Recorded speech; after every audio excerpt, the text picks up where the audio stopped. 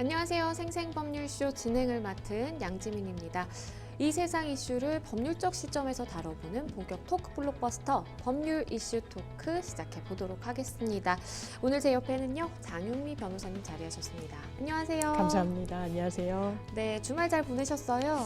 예, 주말이 정말 빨리 지나가기도 하는데요. 가을 분위기 그리고 가을 정치가 정말 체온으로 체감되는 맞아요. 기온으로 느껴지는 것 같습니다. 이제 겨울이 정말 다가온 것 같아서 많은 분들이 또 감기 걸리시더라고요. 네. 주변에 진짜 많더라고요. 네, 우리 시청자 여러분들도 감기 조심하시고요. 오늘 장윤미 변호사님과 함께 시작해 보도록 하겠습니다.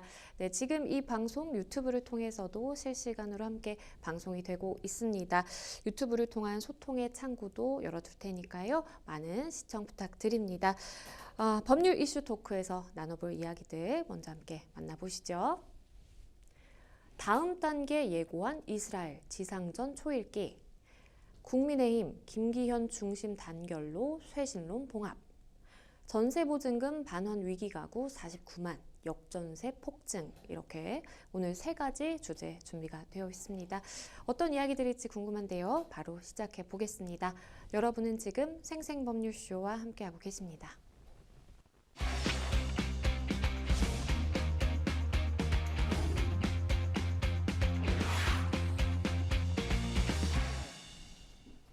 네, 법률 이슈 토크 첫 번째 주제로 바로 가보겠습니다.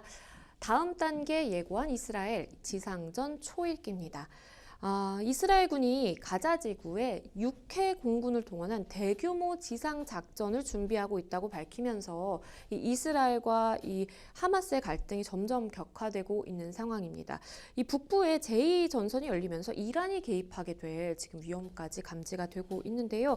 굉장히 심각한 상황 아닌가요? 일단 인명피해 정도가 너무나 큽니다. 그렇죠. 나날이 집계되는 수치가 계속해서 증가를 하고 있다. 이렇게 보시면 되는데요. 이스라엘과 팔레스타인인들이 거주하고 있는 가자지구 합계 사망자 수가 4,000명에 이르고 있습니다. 일단 팔레스타인 가자지구 보건부가 누적 사망자 수를 집계를 내봤는데요. 2,670명이었습니다. 네. 이스라엘 측 먼저 선제 공격을 당해서 인명피해도 상당히 컸는데 지금으로선 팔레스타인 사망자 수보다는 못 미칩니다. 1,500여 명. 그러니까 양측의 수를 단순 합산을 해보더라도 4,100여 명에 달하는 그러네요. 정말 어마어마한 수치라고 할 수 있는데요. 이게 여기서 끝나는 게 아니라 부상자 그리고 추가 사상자가 계속 날 수밖에 없는 그런 국면으로 가고 있다 보니까 네. 전 세계적인 위기 고조가 좀 이뤄지고 있는 것 같습니다. 그런데 이렇게 이 많은 인명피해가 발생했음에도 불구하고 이게 끝이 아니라는 게 지금 더 문제인 것 같습니다. 이스라엘이 이 하마스를 상대로 예고한 가자지구 지상전에 수만 명의 병력을 투입하겠다라고 밝혔고요. 그렇게 되면 2006년 이 레바논 전쟁 이후 최대 규모의 침공이 될 것이다라고 예상이 되고 있어요. 그렇습니다. 최대 규모가 될 수 있다라고 나오고 있죠. 지금 지상군 투입이 초읽기에 들어갔다 이렇게 많이들 나오는데요. 네. 일단 이스라엘은 굉장히 군사훈련을 고도화해서 받는 나라로 유명했죠. 뭐 남녀 할 것 없이 군 복무도 해야 되고 그쵸. 아이언 돔이라고 해서 이제 요격 시스템을 잘 갖췄지만 사실상 유명무실했다라고 이야기를 합니다. 정말 지상에서 사실 민간인을 가리지 않고 사륙했을 때 그 결과가 지금 우리가 목도하고 있는 상황이라고 할 수 있을 텐데요. 그렇기 때문에 이스라엘에서는 끊임없이 지상전에 우리는 군인 수만 명을 투입할 것이다. 이렇게 이야기를 하고 있습니다.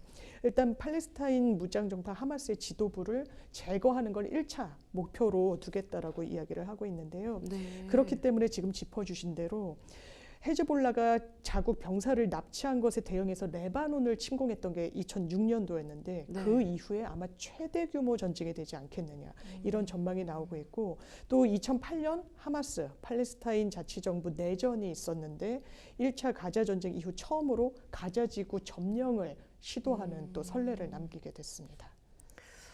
네타냐후 이스라엘 총리가 처음으로 이 전시 비상 강요회를 소집해서 하마스에 대한 보복 의지를 또 드러냈는데요. 그 발언을 좀 짚어보면 앞으로 어떤 상황이 펼쳐지게 될지 좀 걱정이 됩니다. 일단 네타냐후 총리에 대한 이스라엘 내부의 평가는 엇갈린다라는 전망들이 나오고 있더라고요. 네. 굉장히 좀 보수를 넘어서 극우적인 정책을 견지해왔고 팔레스타인과의 관계도 개선보다는 굉장히 좀 억압하는 쪽에 방점을 찍어왔었는데 네. 그게 이런 부작용, 반작용으로 돌아온 거 아니냐라는 여론도 있다라고 합니다.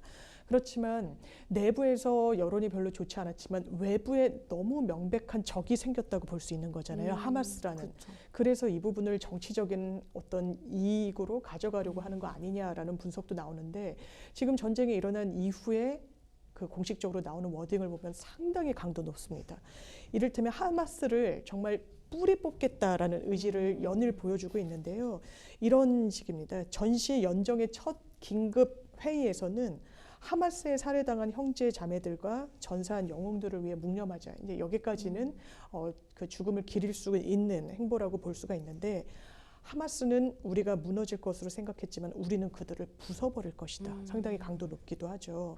그리고 그 하마스와 관련해서는 이 팔레스타인 지구를 공동묘지로 만들겠다라는 취지로도 거의 죽음을 서로 간에 불사하고 그러네요. 특히 적의 죽음을 위해서 끝까지 총력전을 다하겠다라는 의지를 불사하고 있습니다. 팔레스타인 가자 지구에 결국에는 이제 지상군 투입이 곧 될 것으로 지금 보이고 있고 이스라엘은 주민들에게 또 대피할 것을 경고를 했는데 당장이라도 뭔가 지상전이 진행이 될 것 같았는데 이제 날씨 문제 때문에 네. 좀 미뤄졌다라는 얘기가 있더라고요. 이 지상전을 투입하게 되면 문제가 민간인과 사실 하마스가 육안으로 잘 구분이 안 그렇겠죠. 된다라고 합니다. 그러니까 무장을 하고 있다는 게 군인들이 아니잖아요. 딱 그쵸. 어떤 정부군의 성격이 있지 않기 때문에 약간 게릴라, 테러리스트 뭐 이런 성격이라서 정말 군, 민간인 구별이 눈으로 안 되죠. 구분이 안 되는 거예요.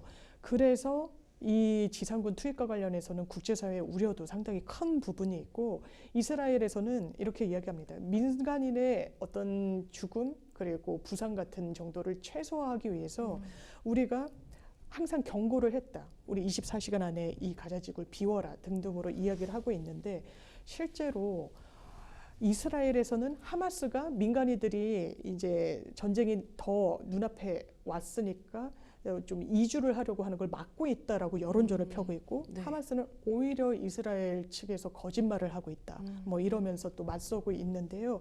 일단 지상군 투입이 초읽기에 들어갔다는 전망이 나오는데 그것은 하마스, 팔레스타인의 피해도 키우지만 이스라엘 군도 상당한 피해를 볼 수밖에 그렇죠. 없는 그런 전쟁 형태이기 때문에 네.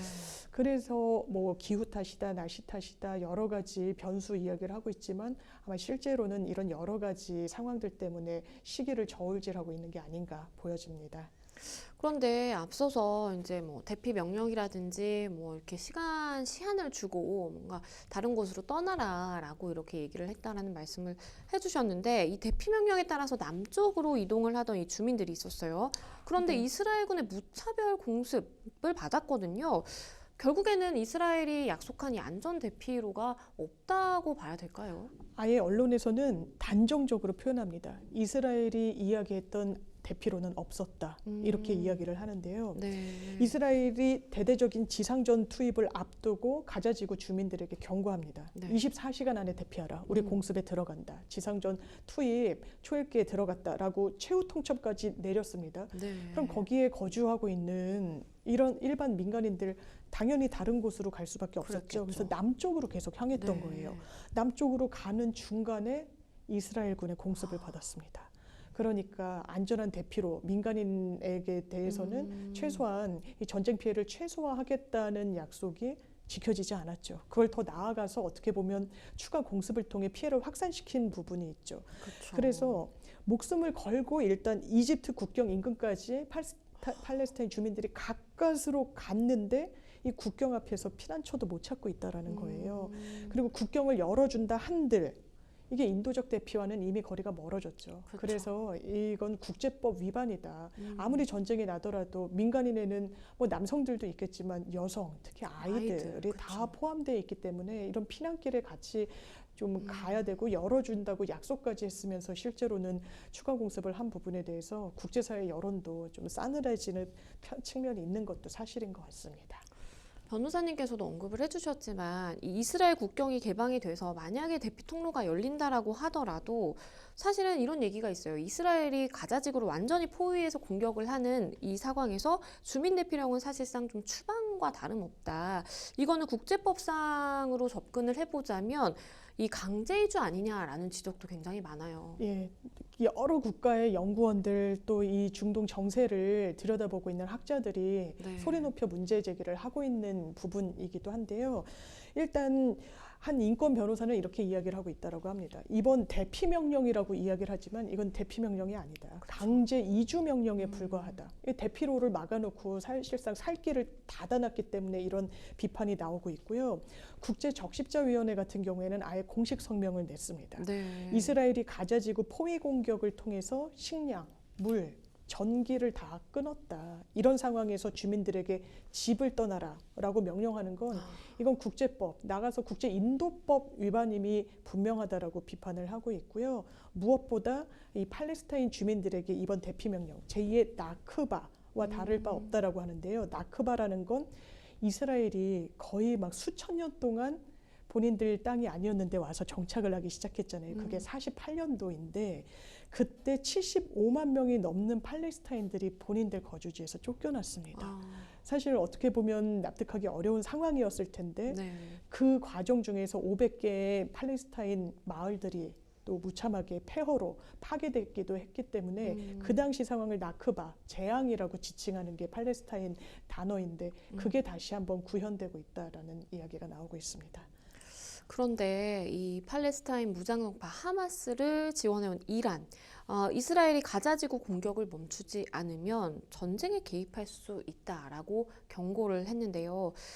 이스라엘을 향해 이렇게 이란이 뭔가 좀 움직이는 모양새를 보이다 보니까 이 국제사회 우려가 점점 더 커지고 있습니다. 그렇습니다. 사실 저희도 되게 급작스러운 뉴스였었잖아요. 아니 하마스가 이스라엘을 그렇게 공격했어? 그리고 그 당시에 이스라엘은 우리로 치면 추석 같은 긴 연휴의 마지막이었다고 하더라고요. 그래서 군인들도 많이 휴가를 나가 있고 좀 무장돼 있지 않은 상황에 허점을 노렸던 건데 아니 하마스는 정규군도 아니고 뭔가 무장단체 성격에 불과한데 누가 이렇게 지원을 해주는 것인가. 이 뒤에 이란 배후설은 사실상 정설로 굳어지고 있는 것 같습니다. 그런데 전쟁이 지금 표면상으로는 이스라엘과 팔레스타인, 더 정확하게는 하마스와 이 두 진영의 싸움으로 전쟁으로 가고 있지만 이제 이란의 움직임도 사실 심상치 않다라는 이야기가 나오고 있죠. 실제로요. 이란의 군 조직인 이슬람 혁명 수비대 지금 계속 전력 배치를 바꾸고 있다라는 겁니다. 네. 시리아에 배치한 병력을 이스라엘 국경과 맞닿은 가까운 쪽으로 옮기고 있다라는 외신의 보도들이 나오고 있고요. 이스라엘 지상군의 팔레스타인 가자지구 투입이 임박했다는 그 상황 속에서 더 긴박하게 이 움직임들이 포착되고 있다라고 합니다. 그래서 사실 이스라엘과 팔레스타인 그 사이에 전선이 지금 형성돼 있다면 이게 이란으로 또 다른 그러게요. 국가들로 계속 퍼져나가는 거 아니냐. 이 전쟁의 전선이 어디까지 확대될 것인가가 하나의 그 바로미터 기준이 되는 그 부분이 이란의 공식적인 참전 여부인 것 같습니다. 그러다 보니까 많은 이제 주변국들과 국제사회에서는 정말 이란이 개입되는 일은 좀 막아야 된다라는 목소리도 많이 나오고 있는 것 같은데요.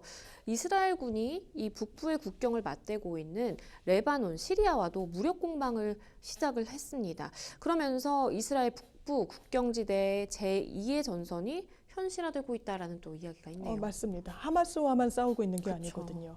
또 무장단체인 헤즈볼라 공격했습니다. 그쵸. 이스라엘 전투기가 레바논 안에 위치하고 있는 헤즈볼라 군사시설 공격을 했고요. 레바논에 거점을 둔 무장정파 헤즈볼라 많이들 들어보셨을 텐데 역시 이스라엘군 초소에 로켓포 공격을 퍼부었습니다. 서로 계속해서 이 대결 구도가 계속되는 그런 국면이고요. 거기에 또 이스라엘이 맞대응을 하고 있고 그러면서 이스라엘군은 일단 가자지구에 대규모 지상군을 투입하느라고 이미 하마스와 형성된 전선에 좀 더 집중을 할 수밖에 없긴 하지만 지금 레바논 국경지대와 맞닿아 있는 곳에서도 전쟁을 벌이고 있는 그런 상황이어가지고 지금 뭐 이스라엘에서도 여러 민간인들 희생이 커지고 있고 한데 이 전쟁이 그렇다면 어디까지 확전될 것인지도 정말 큰 국제사회의 관심사입니다. 이런 가운데 이 미국 백악관도 이란의 직접 개입 가능성에 대해서 배제할 수 없다라면서 사실상 확전 가능성을 좀 언급을 했습니다. 그렇습니다. 사실 이란이 배후설은 사실상 정설로 굳어져 있고 있는 측면이 있어서 미국에서 예의주시하고 있는데요. 네.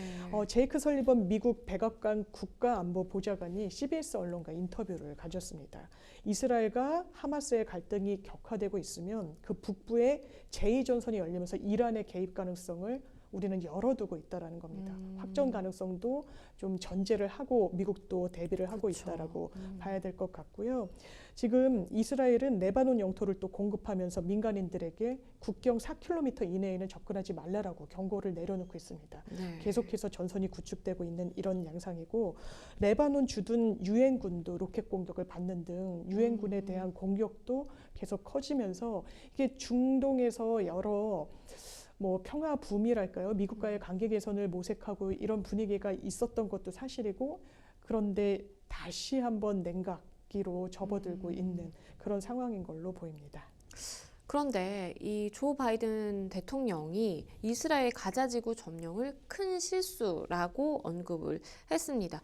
이스라엘을 지원하는 미국인데 그런데 이제 이스라엘이 큰 실수를 저질렀다라고 지적을 했습니다. 어떻게 좀 해석을 해봐야 될까요? 이게 왜냐하면 기본적으로 민간인들이 거주하고 있는 지구이고 그쵸. 거기에 대해서 봉쇄하고 폐쇄를 한다는 건 출로도 열어주지 않고 사실상 민간인 피해가 있더라도 우리는 보복 공격을 하겠다는 뜻으로 읽혀질 수밖에 없는 부분도 분명히 있는 게 사실이어서 네. 바이든 대통령도 이 부분은 국제사회의 어떤 룰에 어긋난다라는 점을 분명히 하고 있습니다.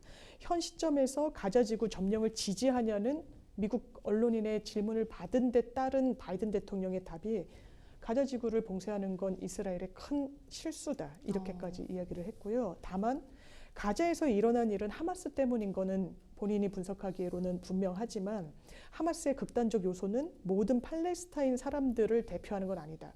그러니까 하마스라는 이 무장 봉기 세력이 팔레스타인의 그 국가 이익을 바로 대리하거나 대변하는 건 아니기 때문에 이스라엘도 좀 더 신중한 접근을 할 필요가 있다라는 좀 중재자로서의 목소리를 낸 것으로 보입니다. 그런 가운데요, 이 사우디아라비아가 이스라엘과 진행해오던 수교 협상을 중단하겠다라는 뜻을 미국에 전한 걸로 알려지기도 했습니다. 하마스의 이스라엘 공격으로 촉발된 이스라엘의 가자지구 전면 침공 위기가 결국에는 이 중동 주요 국가들의 면면들을 좀 살펴보면 결국에는 각 국가 간에 맺고 있는 어떠한 그 관계들에 직접적으로 지금 영향을 끼치기 시작했다라고 좀 볼 수밖에 없을 것 같아요. 그렇습니다. 사우디는 이스라엘과는 사이가 좋지 않았죠. 왜냐하면 중동의 맹주로서 가장 정치적인 큰 지분을 가진 국가로서 자리매김하고 있는 게 사우디였기 때문에 네. 이스라엘과는 관계가 소원했지만 비교적 근래에 들어서는 수교도 맺으려고 이 양국 간의 노력을 기울이는 등 이른바 평화 무드에 접어들고 있는 그런 상황이었습니다. 네. 하지만 지금 팔레스타인과 전쟁이 다시금 재점화되고 재개되고 있는 상황 속에서 본인들이 이 중동에서의 어떤 역할도 있는데 계속 이스라엘과 좋은 관계를 유지해 나가는 건 상당한 정치적 부담으로 안게 된 것 같습니다. 그래서 사우디 외교부는요, 일단 미국과의 회담 이후에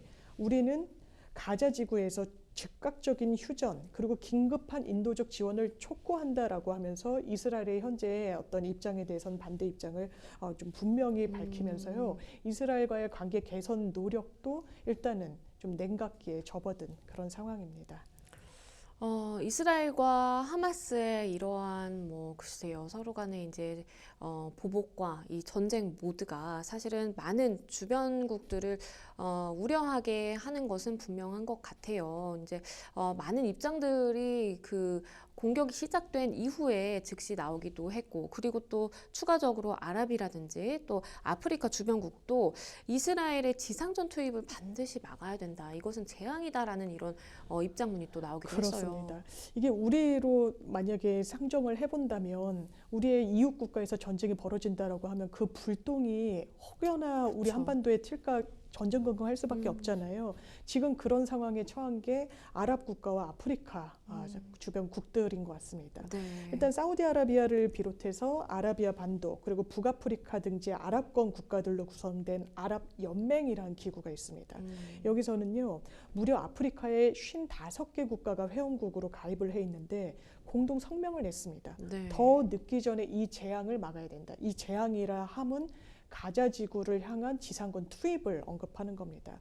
그리고 특히 목소리를 강하게 내고 있는 게 이 이스라엘 팔레스타인과 굉장히 인접해 있는 이집트입니다. 네. 이집트에서는요, 일단 이스라엘의 대응과 관련해서 자기 방어를 위한 대응은 필요한 부분이 있겠지만 지금 흘러가는 상황을 보면 정당한 자기 방어를 넘어서서 가자지구 주민들에 대한 집단 처벌로까지 보인다. 집단 처벌 양상으로까지 번지고 있는 것 같다라고 공식 입장을 내면서 또 무단 좀 공습에 대한 그리고 특히 지상군 투입에 대한 반대 목소리를 인접 국가들 그리고 조금 멀리 떨어져 있더라도 아프리카 국가들까지 한 목소리를 내고 있는 상황으로 보입니다.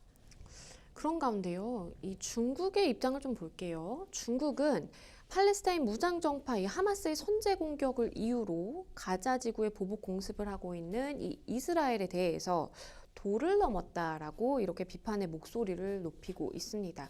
사실 다른 나라들 같은 경우에는 일단은 하마스가 먼저 이스라엘을 기습 공격해서 민간인을 대량 학살했다라는 보는 시각이 좀 많고, 이 부분에 대해서 사실 전 세계가 분노를 하고 있는데 중국만 조금 반대되는 입장을 보이고 있다라고 봐야 될까요? 그렇죠. 좀 결이 다른 부분도 있어 보이죠. 물론 이스라엘, 하마스 양비론을 취하는 국가라고 하더라도 이 선제 공격을 무단으로 한 거는 하마스인 거는 네, 이론의 여지가 그렇죠. 없잖아요. 그래서 아무래도 자기 방어 측면에서 이스라엘이 반격하는 건 당연한 거 아니겠냐라는 입장이 좀 주류적인 입장이라면 중국 외교부의 입장은 좀 다릅니다. 네. 왕이 중국 공산당 중앙 외사판 공실 주임 외교장관이라고 보면 되죠. 외교부 부장이 사우디아라비아 외교부 장관과 전화 통화를 최근에 했습니다. 네. 내용을 보면 중국은 민간인을 해치는 모든 행위를 반대 규탄한다. 라고 하면서 덧붙여서 이스라엘의 행위는 자위의 범위를 이미 넘어섰다. 자기 방어적인 측면을 넘어서 도 넘은 공격을 하고 있다라는 취지로 언급을 했다라고 전해지고 있습니다. 그러면서 이스라엘은 국제사회와 유엔 사무총장의 어떤 언급을 경청해야 된다라고 하면서 무차별적인 민간인 학살에는 나아가지 않도록 주의를 기울여야 된다라는 입장을 분명히 했고요. 또 사태를 고조시키는 어떠한 행동도 하면 안 되고 협상 테이블로 양국이 조속히 복귀하라고 주문하기도 해서 이런 중국의 어떤 외교 당국의 입장이 또 전해지기도 했습니다. 지금 이 조 바이든 미국 대통령이 팔레스타인 이 무장정파 하마스의 보복전을 펴는 이스라엘을 지지하기 위해서 방문을 검토 중이다라는 소식도 전해지더라고요. 미국이 뭔가 중재자로서 아니면 해결자로서 뭔가 해결책을 과연 제시를 할 수 있을지 좀 의문이기는 합니다. 이게 사실 미국의 정치 내부 상황과도 연결이 돼 있을 것 같습니다. 네. 보통 미국에서는 재선까지 가능하기 때문에 재선과도에 조 바이든 대통령 좀 빨간불이 켜졌다라고 해서 국제사회에 어느 정도 영향력을 행사할 수 있을 것인지에 또 물음표가 쳐지는 부분이 있는 것도 사실인데요. 네. 그렇지만 전 세계 맹주국이라는 지위는 현재도 부인할 수는 없기 때문에 이 이스라엘 방문이 어떤 맥락에서 나왔냐면 이스라엘로서는 미국 대통령이 우리나라에 자국에 와주면 정말 천군만마를 얻는 것 같은 그런 입장이 될 겁니다. 네. 그래서 네타냐후 이스라엘 총리가 바이든 대통령과 최근 통화를 하던 과정 중에 이스라엘에 한번 방문해 줄 것을 초청했다라고 합니다. 그래서 이 부분이 이스라엘 언론, 현지 언론을 통해서 보도가 되면서 그렇다면 조 바이든 대통령이 이스라엘 현지까지 갈 것인지, 가면 또 어떤 정치적인 함의가 있다라고 평가받을 것인지를 놓고 지금 저울질을 하고 있다라는 외신 보도가 나오고 있는 상황입니다. 이 이스라엘과 하마스 간의 전쟁이 5차 중동 전쟁으로 이어질 가능성과 함께 또 얼마나 더 길어질지 이 부분에 대해서도 많은 좀 우려가 되고 있는데요. 변호사님께서는 혹시 어떻게 전망하실까요? 이게 최소한 몇 개월은 가지 않겠느냐라는 게 전문가들의 전망인 것 같더라고요. 네. 일단 이스라엘이 본인들 자국을 침해한 부분에 대해서 괴멸, 공동묘지 끝까지 하겠다라는 취지의 의지를 불사하고 있는데 네. 이번에도 이스라엘이 훨씬 군사적인 기술력이나 훈련 정도가 높을 거라고 생각했지만 대단히 허점을 찔렀잖아요. 그쵸. 그래서 이걸 장기화 국면으로 가져가는 게 양측에는 또 도움이 되지 않을 거다. 그리고 대한민국 상황으로 좀 돌아보면 지금 유가 고공행진이 상당히 심합니다. 그쵸. 이 전쟁이 발발하기 전에도 이미 러시아 우크라이나 전쟁이 있어서 원자재 가격이 올랐고 또 석유 생산국들에서 물류량을 세계로 풀지 않으면서 상당히 여러 물가 고공행진을 유가가 견인해내고 있는 그런 상황이었는데 한국의 경제 상황은 이 부분과 연동해서 더 나빠질 수밖에 없겠죠. 그리고 한국에서도 사우디아라비아 왕자를 만나서 굉장히 그쵸. 대통령이 그 경제 외교에 공을 들였던 부분도 있는데 네. 이 사우디를 위시한 인접 국가가 전쟁 화염에 휩싸이게 되면 여러 대한민국 정부가 추진했던 부분도 무로 돌아가거나 그쵸. 상당히 그 노력이 헛수고가 될 수가 있기 때문에 이런 상황을 정말 좌시하면 안 될 것 같고 그래서 물가 스크린도 실시간으로 하겠다고 하는 등 여러 대책 방안을 대한민국 정부도 내놓고 있는 것 같습니다.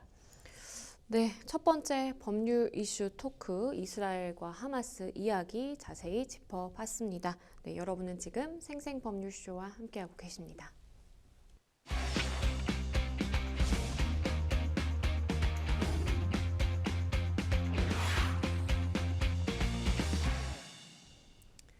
네, 법률 이슈 토크 두 번째 주제로 바로 가보겠습니다. 저희가 준비한 두 번째 주제는요. 국민의힘 김기현 중심 단결로 쇄신론 봉합입니다. 서울 강서구청장 보궐선거에 완패한 이 국민의힘이 혁신기구와 또 총선기획단을 출범을 시키고요. 그리고 인재영입위원회를 구성을 해서 이 당 쇄신을 적극 추진하겠다라는 이야기가 들리더라고요. 어떤 내용일까요? 일단 강서구청장 선거가 여러 구청장 중에 한 명을 보궐로 뽑는 선거에 의미가 있는 건 사실이지만 그게 미니 총선이다. 그랬죠. 민심의 바로미터다라는 평가를 받았던 것도 맞습니다. 네. 지금 패배하고 나서 국민의힘 내부에서는 원래 열세 지역이다라는 이야기도 나오고 있는데 최근에 치러졌던 선거의 흐름을 보면 꼭 그렇지는 않습니다. 그러니까 윤석열 대통령이 강서에서 2%포인트 차로 박빙으로 졌었어요. 강서구로 좁혀보면. 그런데 곧이어 치러졌던 지방선거에서 김태우 후보가 2%포인트 차로 이겼습니다. 네. 그러면 4% 정도를 올렸던 건데 그게 네. 다시 17%포인트 차로 격차를 상당히 띄운 것이거든요. 네. 여기에 대해서는 여러 의견들 그리고 전망들 분석들이 나오고 있지만 본인이 보궐선거를 자초했던 김태우 후보를 다시금 후보로 내세운 점 등등이 아무래도 패인의 요인으로 지적이 되고 있습니다. 그러니까 국민의힘은 지금 지도체계에 대한 어떤 비토 목소리가 나오면서 당은 그야말로 경랑 속에 휩싸이고 있는데요. 네. 일단 1차적으로는 임명직 공직자들, 그러니까 임명이 된 당직자들부터 교체를 했습니다. 이 말인즉슨 선출된, 그러니까 전당대회에서 뽑힌 김기현 당대표 얼굴은 그대로 두겠다는 거죠. 네. 그러면서 쇄신이 필요하기 때문에 여러 안들을 냈는데요. 3대 혁신, 6대 실천 과제라고 하는데 전부 총선 승리를 위한 하나의 교두보를 마련하겠다라는 틀로 보면 될 것 같습니다. 네. 일단 국정운영 비전도 대통령께서 이념을 상당히 좀 중시했지만 이제 이념보다는 민생으로 가겠다. 그리고 인물도 민생 부합형 인물 물색하겠다. 도덕성 책임성을 더 강화하겠다는 게 3대 원칙으로 내놨고요. 네. 나머지는 6대 실천 과제라는 건 이제 민심을 받들 수 있는 인재영입위원회 등등을 당에 좀 기구로 도입을 하겠다라는 그런 쇄신안을 마련해 놓고 있는 상황입니다.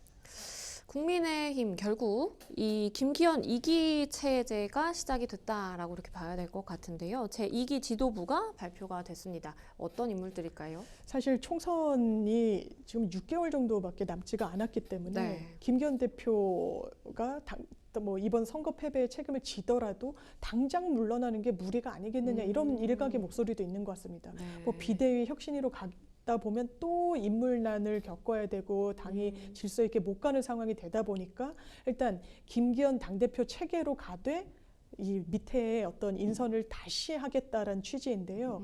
일단 총선이 앞두고 있기 때문에 가장 중요한 직책은 사무총장입니다. 총선에 네. 직접적으로 관여를 하는 직책, 그리고 당의 살림살이를 좀 짜는 그런 지위의 직책이었고 종전까지 직전까지는 이철규 사무총장이 있었죠. 네. 상당히 대통령의 측근으로 분류가 되는 그런 인사였는데 일단 이번에 물러났습니다. 그 자리를 채운 건 이만희 의원입니다.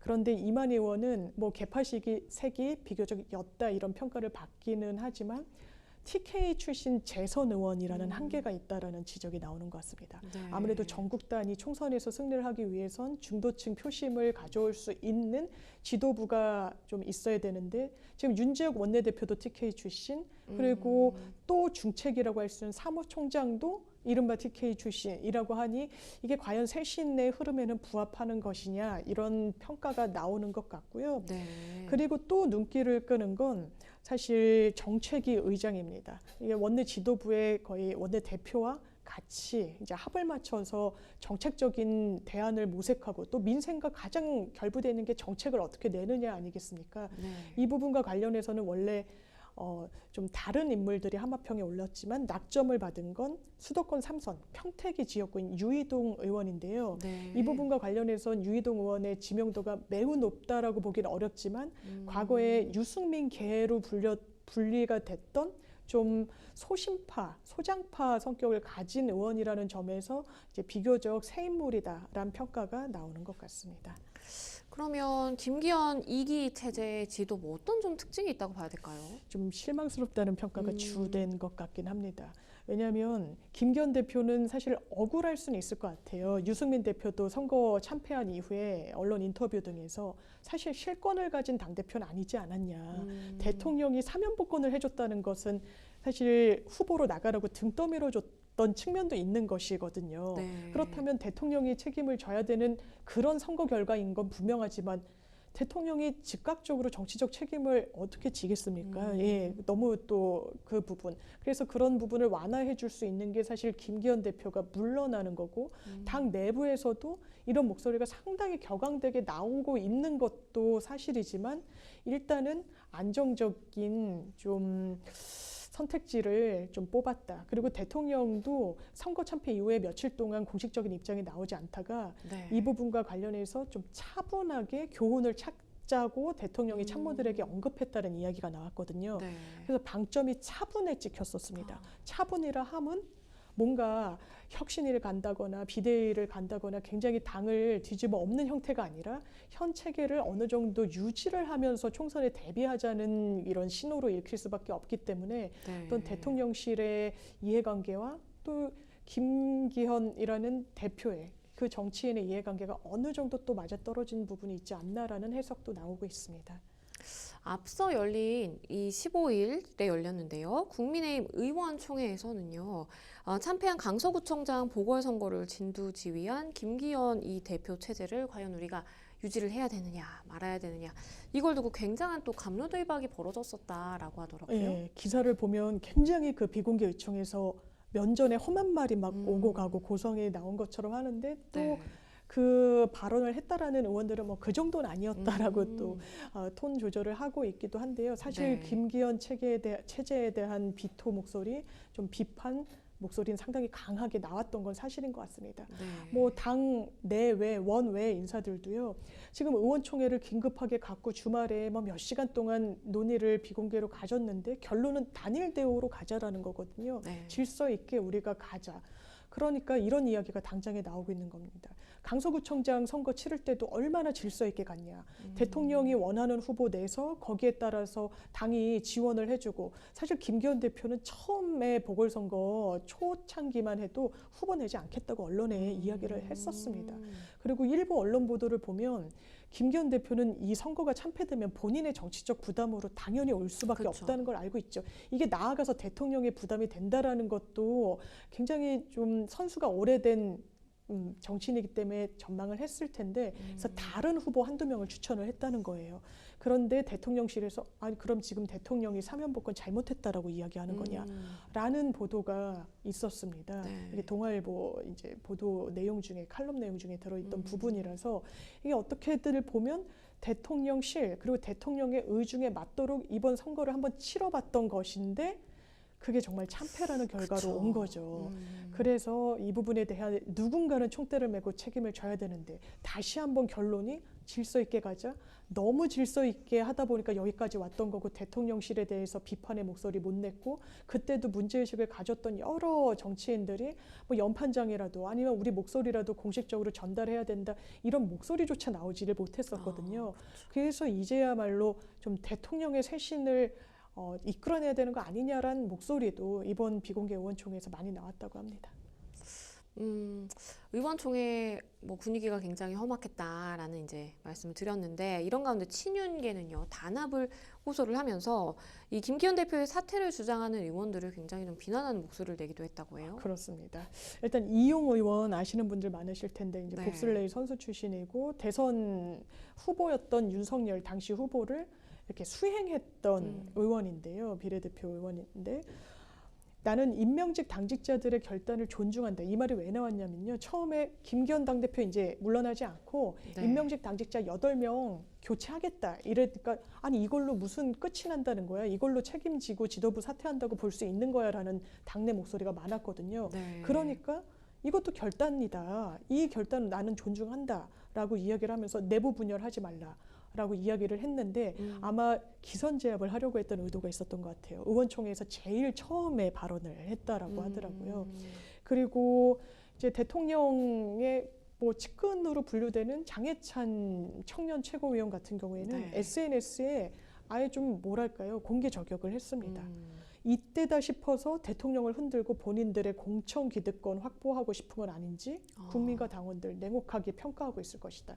그러니까 내부에서 어느 정도 의견 일치가 안 되면서 상당히 좀 감정적인 골도 깊어지고 있는 것 같습니다.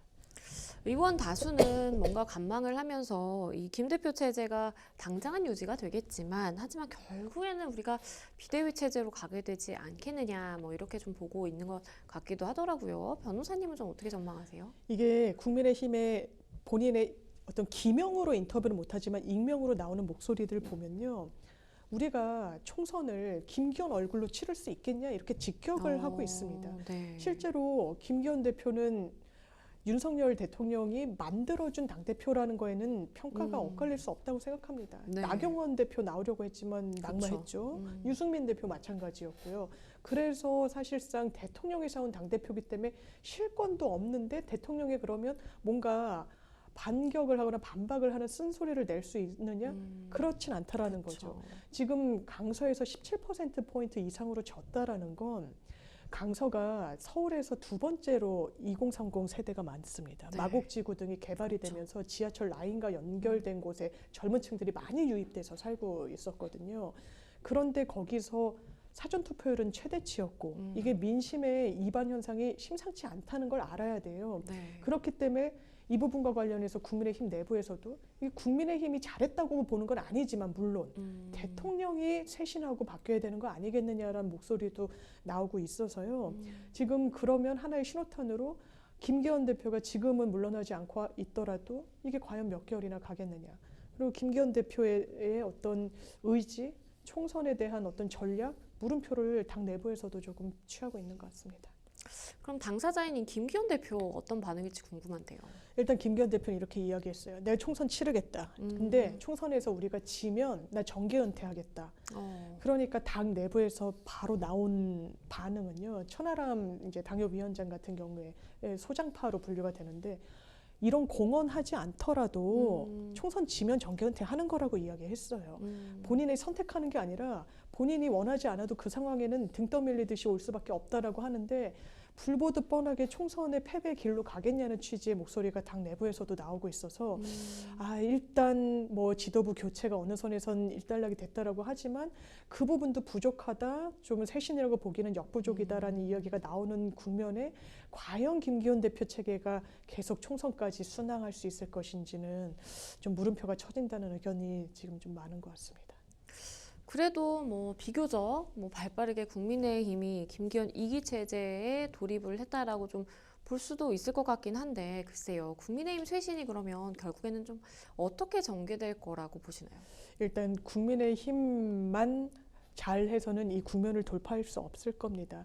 이 선거 치르기 전부터도 대통령실의 참모들과 관련해서 대통령 비서진 개편이 있을 거라는 이야기들은 꾸준히 나왔었거든요. 네. 아마 선거 국면 속에서 그 흐름이 더 빨라질 수밖에 없을 것 같고, 지금 건강한 당정 관계라는 건 뭐 정부가 원하는 대로, 대통령실이 원하는 대로 여당이 끌려오는 건 아니지 않겠습니까? 이른바 건강한 긴장관계를 유지해야 되는데, 이 건강한 긴장관계라는 거, 총선 승리를 견인해낼 수 있는 관계 설정이라는 게 지금까지 상황을 봤을 때 김기현 대표로 과연 가능할 것이냐라는 부분이 국민의힘 앞에 놓여진 숙제 같습니다. 네. 과연 국민의힘이 비대위 체제로 결국엔 가게 될지 어떻게 쇄신이 될지 지켜봐야 될 것 같습니다. 두 번째 법률 이슈 토크 여기까지 만나보겠습니다. 여러분은 지금 생생법률쇼와 함께하고 계십니다.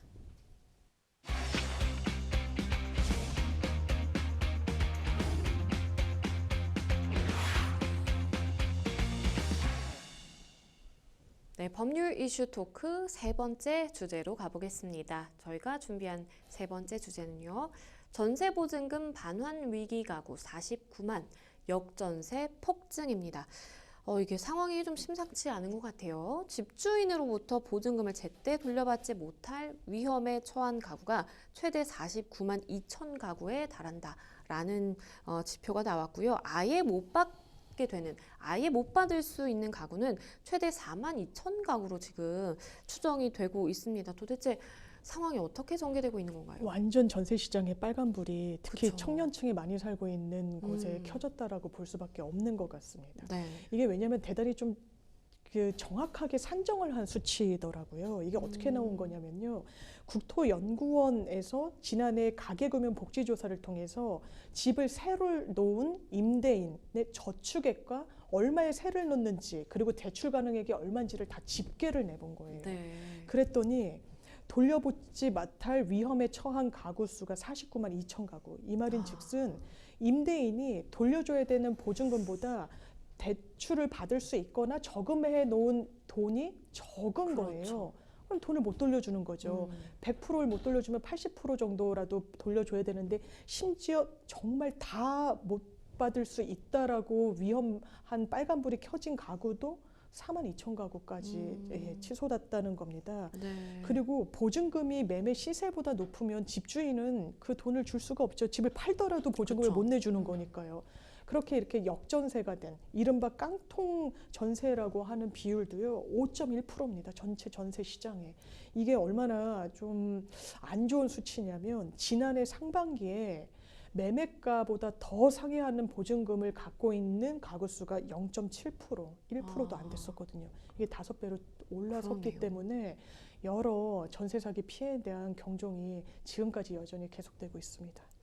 그런데 상황이 조금 더 심각해 보이는 지점은 이겁니다. 이 정부 제도를 통한 온전한 보증금 상환 가능성 역시 낮다라고 지금 보고 있는 건데요. 얼마나 심각한 상황인가요? 일단 보증금 반환 보험 증권이라는 거 있죠. 네. 그러니까 내가 상품에 가입을 해서 정부로부터 혹시 보증금을 못 돌려받는 상황이 되더라도 정부로부터 구제를 받고 집주인에게 정부가 이제 구상을 하는 그런 제도인데, 여기에 가입한 비율 자체가 많지가 않습니다. 전세 가구 총 100%로 봤을 때 8.1%만이 보증금 반환 보증 상품에 가입을 했다라고 하고요. 네. 또 역전세, 깡통전세, 중첩적으로 나타나는 계약 중에 최우선 변제금 상한 기준을 넘지 못하는 비율이 0.07%에 불과해서 구제를 받더라도 그 수치가 대단히 좀 미비할 수 있다라는 그런 수치들이 좀 나오고 있는 상황입니다. 지역별로 보면요. 그러면 어디가 좀 가장 위험하다라고 볼 수 있을까요?